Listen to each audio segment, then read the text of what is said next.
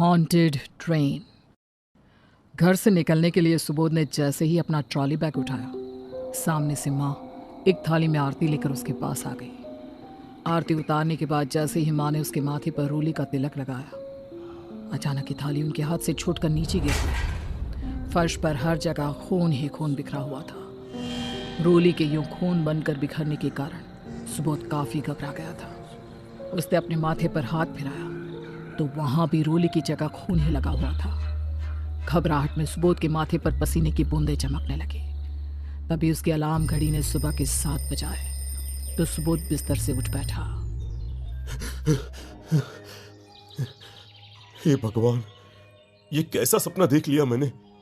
सपने में मुझे माँ दिखाई दी, जबकि माँ को मरे हुए तो कई साल बीत चुके हैं। माँ का मेरा आरती उतारना और फिर हर तरफ खून ही खून बिखर जाना, कुछ समझ नहीं आ रहा है। अजीबोगरीब सपना देखने के बाद कुछ देर तो सुबोध बहुत परेशान रहा। उसके बाद अपना सामान पैक करने लगा। रात के ठीक 11 बजे वो अपना सामान लेकर रेलवे स्टेशन की ओर निकल पड़ा। बाहर ठंडी हवा चल रही थी। दूर दूर तक कोहरे की चादर फैली हुई थी। एक तो रात का समय, ऊपर से कड़कती ठंड, इसलिए सड़कें बिल्कुल सुनसान थी। सुबोध ने कान में ईयरफोन लगाया और मोबाइल की दुनिया में खो गया। कुछ ही देर में वो रेलवे स्टेशन के ठीक सामने था। अपना सामान लेकर वो प्लेटफॉर्म नंबर 3 की ओर बढ़ गया। घड़ी के कांटे रात के 12 बजा रहे थे। ट्रेन के आने में अभी 15 मिनट का समय बाकी था। सुबोध अपने मोबाइल पर वीडियोस देखने में इतना व्यस्त था कि उसने इस बात पर ध्यान ही नहीं दिया कि आज पूरा प्लेटफॉर्म बिल्कुल खाली पड़ा है। न कोई ट्रेन आती दिख रही थी और न ही कोई पैसेंजर दिखाई पड़ रहा था। ठीक 12:15 पर ट्रेन ने जोरदार हॉर्न बजाया तो सुबोध का ध्यान मोबाइल से हटा और वो अपना सामान समेटता ट्रेन में चढ़ गया। ट्रेन के अंदर की लाइट्स ऑफ थी। बोगी के अंदर गुप्त अंधेरा देखकर सुबोध थोड़ा सकपका सा गया। इससे पहले कि वो ट्रेन से नीचे उतरता, अचानक से लाइट्स ऑन हो गई। लाइट्स ऑन होते ही सुबोध की जान में जान आ गई। अपना सीट नंबर देखकर सामान रखने के बाद वो आराम से सीट पर बैठ गया। पूरी की पूरी बोगी खाली पड़ी हुई थी। सुबोध का दिमाग कुछ अनहोनी का संकेत देने लगा था। इतनी खचाखच भरकर चलने वाली ट्रेन आज बिल्कुल खाली कैसे पड़ी थी, ये बात उसकी समझ से परे थी। तभी उसने देखा एक औरत 2 बच्चों को हाथ पकड़े चली आ रही है। वो आकर ठीक सुबोध के सामने वाली सीट पर बैठ गई। कुछ ही मिनटों में एक एक करके कई सारे पैसेंजर अपनी अपनी सीटों पर आकर बैठने लगे थे। अपनी सीट पर गर्दन टिकाकर वो फिर से मोबाइल देखने लगा। सुबोध अक्सर इस ट्रेन से सफ़र करता रहता था, लेकिन आज न जाने क्यों उसे अपने आसपास कुछ अजीब सी गंध आ रही थी जो उसे बेचैन किए हुए थी। एक्सक्यूज मी, आपको कुछ अजीब सी बदबू नहीं आ रही है? ऐसा लग रहा है जैसे कुछ जल रहा हो, जैसे कोई कपड़ा जल रहा हो। कपड़ा नहीं, मांस के जलने की गंध है ये। मांस के जलने पर कैसी गंध आती है जानते हो ना तुम? ये कैसी बातें कर रहे हैं आप? किसका मांस जलेगा चलती ट्रेन में? मांस जलने पर कैसा लगता है पता है तुम्हें? पहले चमड़ी जलती है, उसके बाद खून जलकर राख होता है और फिर उसके बाद मांस जलता है। किसी जीवित आदमी को जलते हुए देखा है कभी? कहते हैं जलकर मरना सबसे ज्यादा दर्द भरा होता है। सुबोध ने देखा कि बात करते हुए उस आदमी का चेहरा कुछ अजीब तरीके से बदल गया है। अभी तक बिल्कुल सामान्य से दिखने वाले उस व्यक्ति का चेहरा बिल्कुल सफ़ेद पड़ गया था और आंखें खून की तरह लाल हो गई थी। उस आदमी की ऐसी मनहूस बात सुनकर सुबोध को अनकंफर्टेबल सा महसूस होने लगा था। एक तो बोगी में से आती ये गंध उसके बर्दाश्त से बाहर हो रही थी। दूसरा, उस अधेड़ का ऐसा डरावना सा बर्ताव देखकर सुबोध समझ नहीं पा रहा था कि ये सब क्या हो रहा है। उस आदमी को इग्नोर करने के इरादे से सुबोध ने अपनी गर्दन दूसरी ओर घुमा ली। सामने एक सुंदर औरत अपने बच्चों के साथ बैठी हुई थी। क्या बात है, आप परेशान लग रहे हैं? हाँ, वो इनकी बातों से मुझे थोड़ा कंफर्टेबल फील नहीं हो रहा है। मतलब ऐसी बातें कौन करता है? मौत कभी भी कंफर्ट के हिसाब से थोड़ी ना आती है।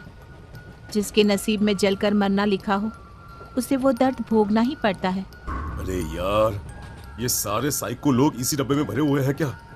कहाँ फंस गया आज मैं? सुबोध कुछ कह पाता इससे पहले ही टीटी वहां आ गया। अजी, टिकट दिखाओ। ये लीजिए सर। मेरे होते हुए कोई भी बिना टिकट के यात्रा नहीं कर सकता है।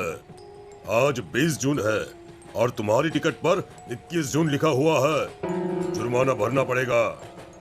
अरे ये कैसा मजाक है? आज ही 21 जून है, 20 तो कल थी। टिकट निकालो, नहीं तो ट्रेन से नीचे फेंक दूंगा। मैडम, टिकट दिखाइए आपका। ये लीजिए। आपका टिकट बिल्कुल सही है। अरे कुछ समझाइए इन्हें भी।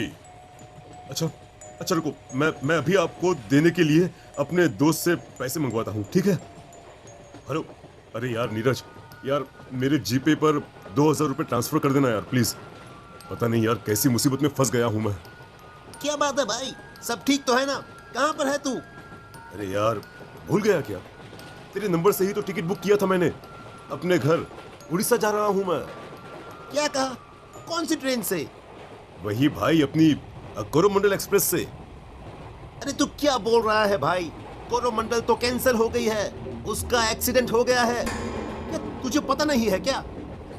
अरे क्या बात कर रहा है यार? तुझे कोई गलतफहमी हुई होगी। मैं खुद अभी ट्रेन में ही हूँ। किसी और ट्रेन का एक्सीडेंट हुआ होगा। कोरोमंडल तो बिल्कुल ऑन टाइम चल रही है। अरे यार, अब मैं तुझे कैसे समझाऊं? एक काम कर, अपने मोबाइल में तो खुद ही चेक कर ले, तुझे यकीन हो जाएगा। नीरज की बात सुनकर सुबोध फोन काट कर गूगल पर ट्रेन एक्सीडेंट कोरोमंडल सर्च करता है तो उसमें हादसे की सारी डिटेल्स उसके सामने आ जाती है। नीरज बिल्कुल सही कह रहा था। एक दिन पहले ही भयंकर रेल दुर्घटना में कोरोमंडल में सफर करने वाले तकरीबन 1000 लोगों की मौत हो गई थी। गूगल पर न्यूज़ पढ़ते हुए सुबोध के माथे पर पसीना आ गया था। डर से उसका हलक सूखने लगा था और हाथ कम कपाने लगे थे।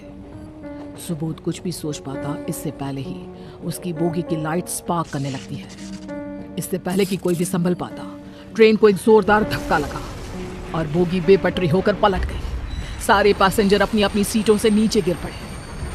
सुबोध कुछ भी समझ नहीं पा रहा था। नीचे गिरने के कारण यात्रियों को गहरी चोटें आई थी।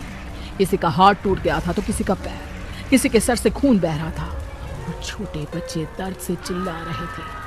हर तरफ अफरा तफरी सी मची हुई थी। ये सब देखकर दौड़ते हुए सुबोध बोगी के दरवाजे की ओर भागा, लेकिन वहां आग की ऊंची ऊंची लपटें देखकर सुबोध बहुत घबरा गया। दौड़कर वो बोगी के दूसरे दरवाजे की ओर पहुंचा, लेकिन दूसरी तरफ भी आग लग चुकी थी। शॉर्ट सर्किट से लगी हुई आग धीरे धीरे पूरी बोगी में फैलने लगी। बाहर निकलने का कोई रास्ता नजर नहीं आ रहा था। हर तरफ मची हुई चीख पुकार सुनकर सुबोध का कलेजा मुंह को आ रहा था। उसने अपने कानों पर हाथ रखा और नीचे बैठ गया। कुछ ही पलों में उसने महसूस किया कि उसकी चारों ओर मची चीख पुकार बंद हो गई है और फिर से उसके आसपास वही गंध फैल गई है। उसने चौंक कर अपना चेहरा ऊपर उठाया तो देखा उसके आसपास सब कुछ बिल्कुल सामान्य है। ना कहीं आग थी और ना ही घायल पैसेंजर्स। घबराते हुए वो उठ खड़ा हुआ। उसने आसपास देखा, कोई भी नहीं था। ट्रेन भी रुकी हुई थी। बगैर कुछ भी सोचे समझे सुबोध ने ट्रेन के दरवाजे की तरफ दौड़ लगा दी, लेकिन उसकी आंखें भय से फटी रह गई जब उसने दरवाजे के पास बहुत सारे लोगों को खड़ा हुआ देखा। उन सभी की हालत बहुत ही खराब थी। किसी किसी के शरीर के मांस से अभी भी आग की लपटें उठ रही थी। उनके शरीर काले, बदबूदार और भद्दे हो गए थे और शरीर इस कदर गल चुका था कि मांस टूट टूट कर नीचे गिर रहा था। उन्हें पहचान पाना असंभव सा था। सुबोध को देखकर वे उसकी तरफ बढ़ने लगते हैं। उन सभी जले हुए पैसेंजर से बचते हुए